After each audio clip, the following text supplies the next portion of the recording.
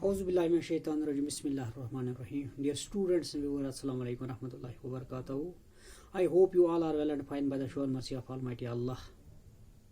As you know, we are discussing Allah's 11th class history. In the last class, we have discussed something about industrial revolution.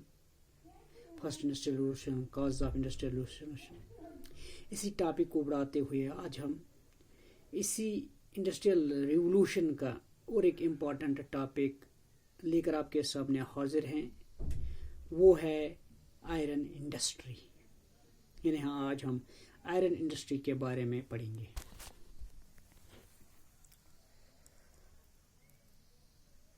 England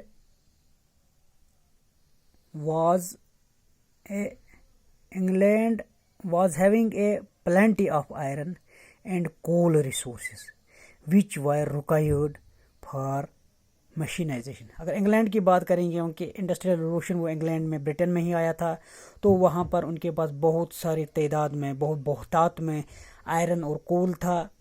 resource यानी iron resource और कोल resource बहुत सा उनके पास थे जो required थे उनके मशीनाइजेशन में, इंडस्ट्रीज़ में, मशीनों को बनाने में, टूल्स बनाने में आयरन बहुत ज़रूरी है।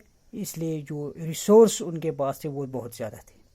It was also rich in other minerals such as lead, copper and tin which were required for industries. दूसरे रिसोर्स की अगर हम बात करेंगे, जो कॉपर था या टिन या लीड, ये भी उनके पास बहुत सारे थे, ये जो रिक्वायर्ड उनके थे इंडस्ट्रीज में काम आते थे। But till the 18th century England was not having usable iron due to the proper method of smelting. 18वीं सदी तक इंग्लैंड के पास ऐसा मेथड नहीं था आयरन को पिघलाने के लिए, यानी आयरन पिघलाने के लिए, स्मेल्टिंग करने के लिए 18वीं सेंचुरी तक उनके पास कोई यूजेबल मेथड नहीं था। तो वो क्या करते थे, फॉर स्मेल्टिंग आयरन और charcoal was used and this method had many defects. तो वो आयरन को किससे स्मेल्ट करते थे, यानी पिघलाते थे, वो चारकोल से पिघलाते थे। तो इसके कुछ डिफेक्ट्स भी थे, such as charcoal was brittle to transport across long and distance. बहुत सारे दरख्त, लकड़ियाँ, इन्हें जंगलात ख़त्म करने पड़े चारकोल को हासिल करने के लिए। अब इसके लिए ट्रांसपोर्ट अक्रॉस लॉन्ग डिस्टेंस, बहुत दूर दूर से चारकोल अब हासिल लाना पड़ता था, इन्हें हासिल करना पड़ता था। अब इसका जो ट्रांसपोर्ट था वो महंगा हो गया था। और एक वजह, its impurities produce poor quality of iron. जो इससे लोहा प्रोड्यूस किया जाता था वो पोर क्वालिटी का था, वो इम्प्योरिटीज था। It was in short supply, क्योंकि ये बहुत कम था। And it fail to generate high temperature.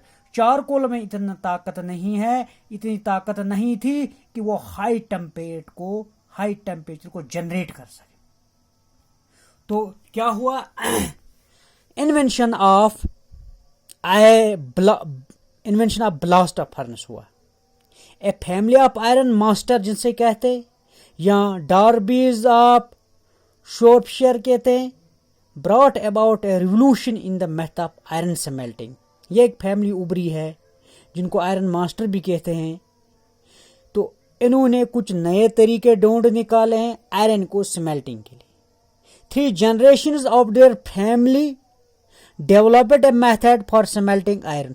तकरीबन इनकी 3 जनरेशन गुजर जाते हैं जो इस मेथड को अडॉप्ट करते हैं और आयरन और जो उसको पिघलाने के काम है। इट वाज ब्लास्ट फर्नेस, इसको कहते हैं blast furnace. The blast furnace used Coke, इसमें अब कोक का इस्तेमाल किया जाता था।